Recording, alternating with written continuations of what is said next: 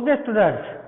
See, in previous class you learned if two lines are parallel to each other, then their slopes are always equal.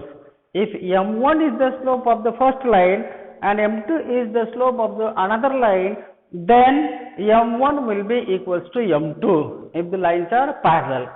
And if the given two lines are perpendicular to each other, means they are perpendicular making an angle of 90 degree, then the product of their slopes equals to -1 होता है.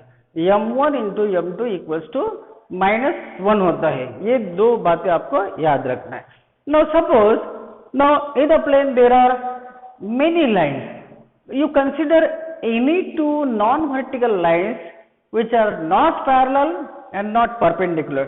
So then what will be the relation between m1 and m2 and how to find the angle between the lines.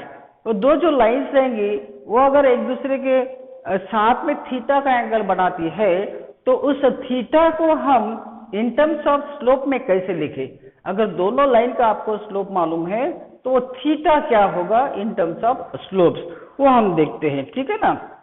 सो यहाँ पे दो lines निकालते हम. Suppose एक line है आपकी, दिस इज L1 लाइन.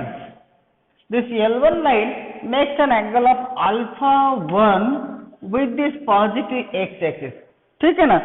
दूसरी जो लाइन है, suppose this is another line, this is line L2 and this line L2 makes an angle of α2 with this positive x axis. Okay, now angle between L1 and L2 is this. This is an angle between L1 and L2. Let this angle is of theta. ये angle suppose theta का है. Line L1 का slope m1 है suppose, line L2 का slope m2 है suppose. तो m1 और m2 के लैंग्वेज में इस थीटा को कैसे लिखे.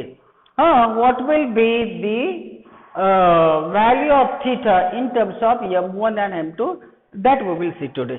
अभी यहाँ पर देखो क्या हो रहा है कि ये जो ट्रायंगल बन रहा है, इस ट्रायंगल में ये आपका एक्सटीरियर एंगल है. एक्सटीरियर एंगल अगर है तो जो α2 होगा that will be equals to alpha plus theta. Exterior angle of a triangle is always equals to sum of the opposite interior angles. Okay, that is α2 minus α1 ये theta होगा आपका, है ना.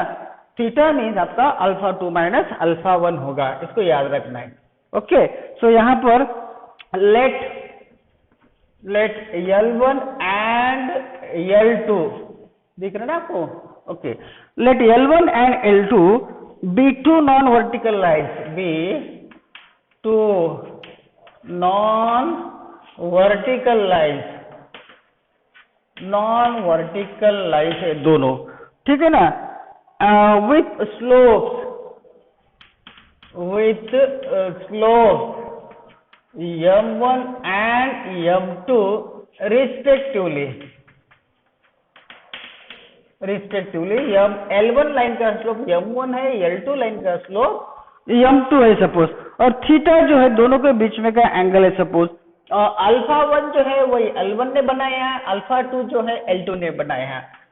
Late α1 is an angle subtended by line L1 with positive x axis के साथ में, and α2 is an angle subtended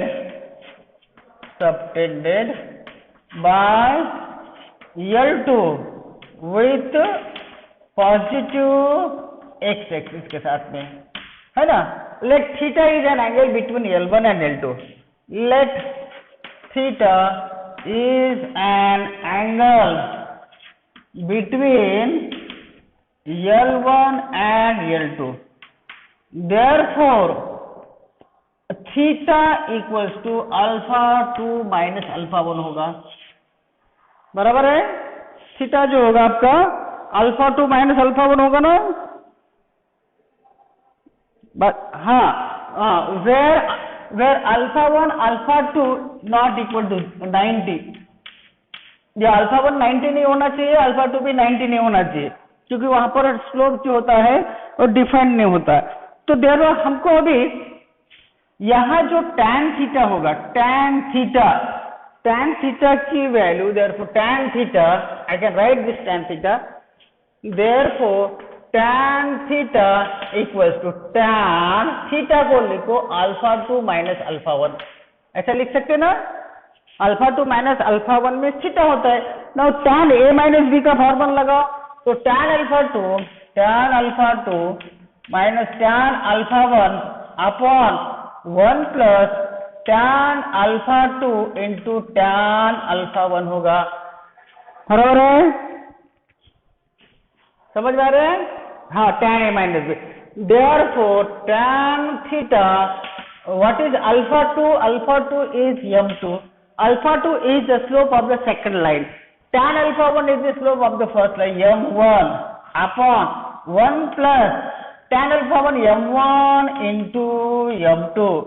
Therefore tan theta, दो line में का जो tan theta होगा वो in terms of slope में हम ऐसा लिख सकते हैं, m2 minus m1 upon 1 plus m1 into m2.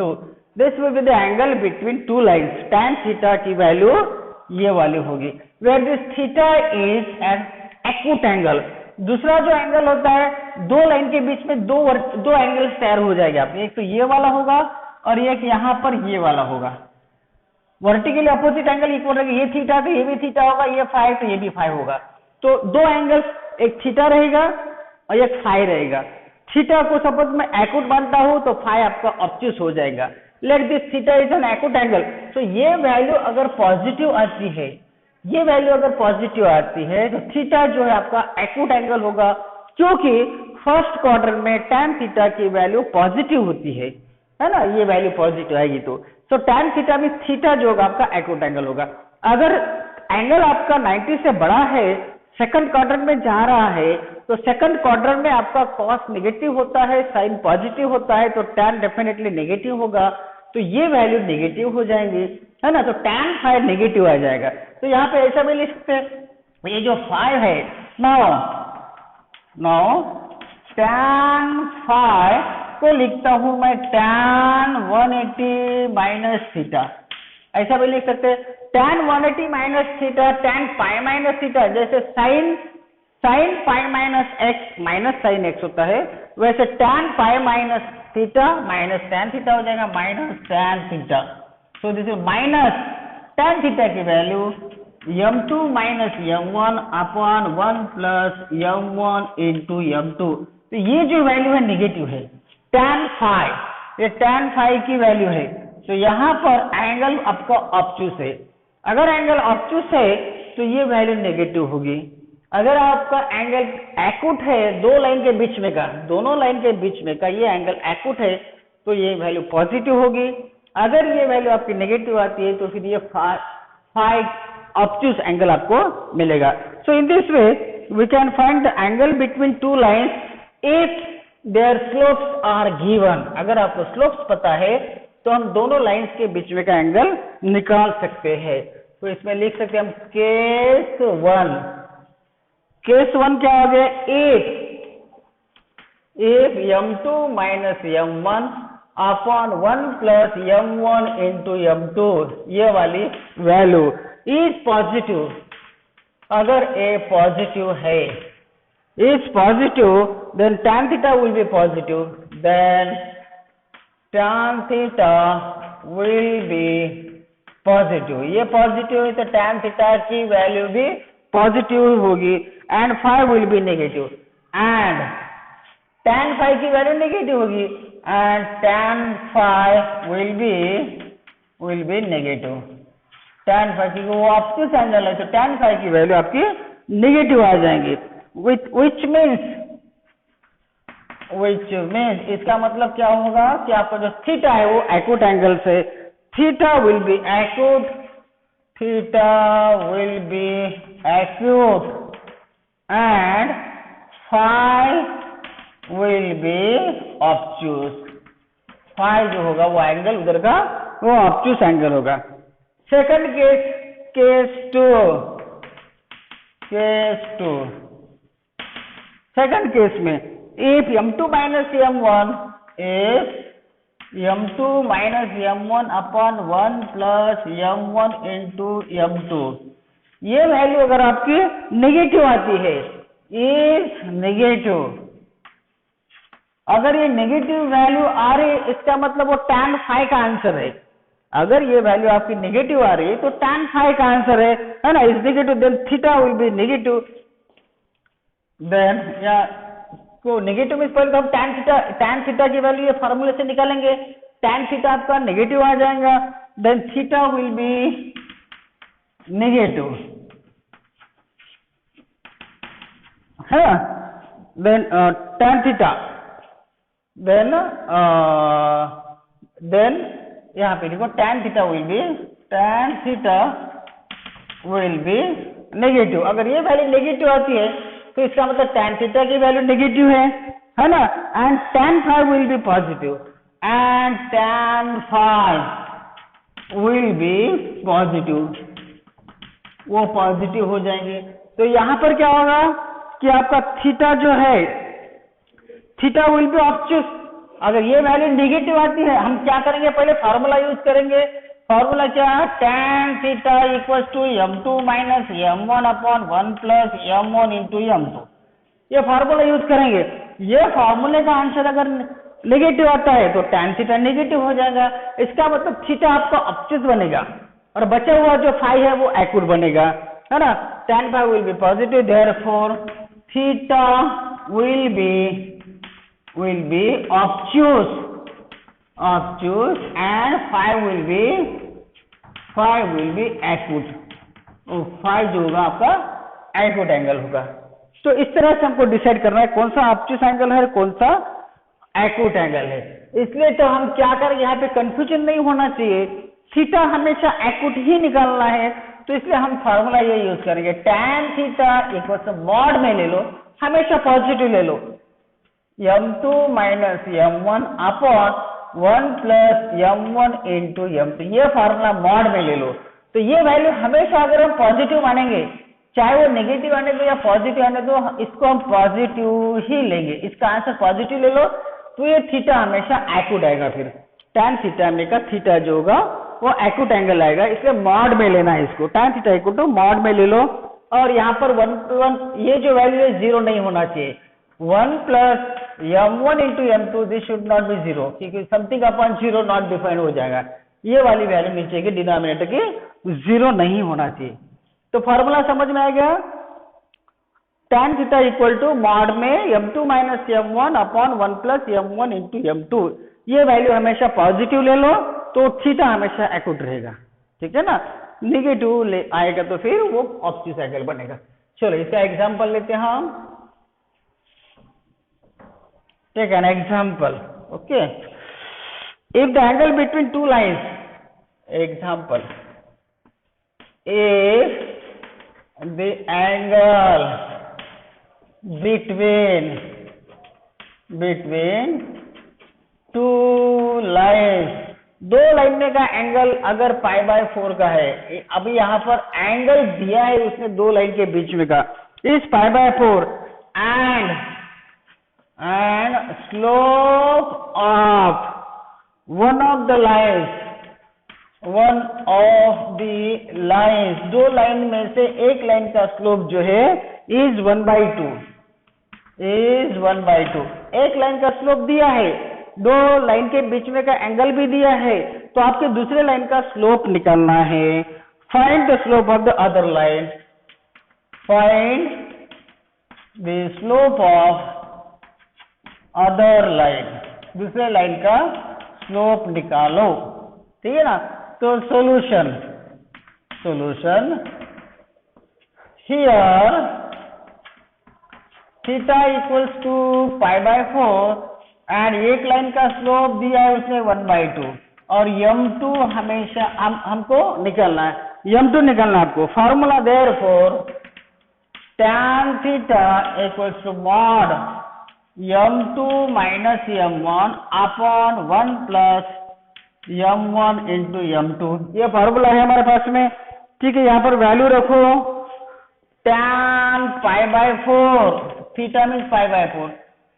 ये सपोज m2 है तो m2 माइनस 1, m1 दिया है 1/2 पहले लाइन 1 प्लस, यहाँ पर अभी देखो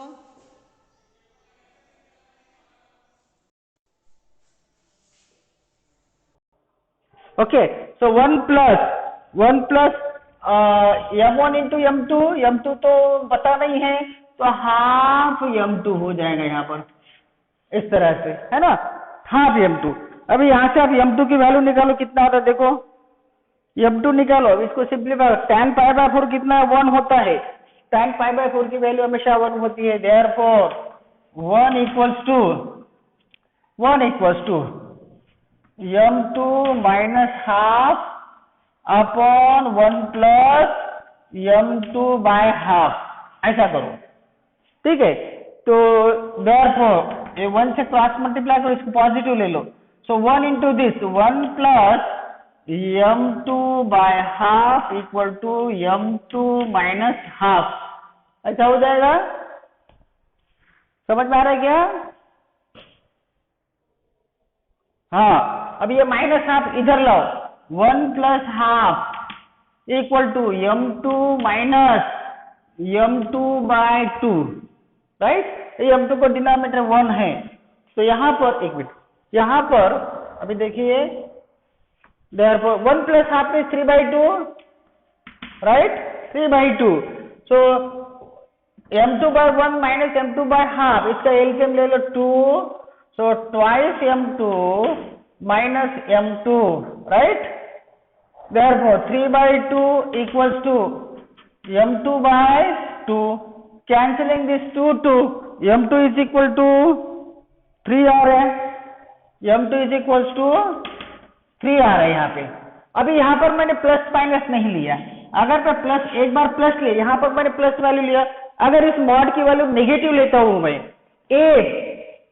if tan π/4 इक्वल, एक बार नेगेटिव भी हो सकती है, so this will be m2 minus half upon 1 plus m2 by 2। अभी सॉल्व कीजिए, 1 equals to negative this m2 minus half upon 1 plus m2 by 2।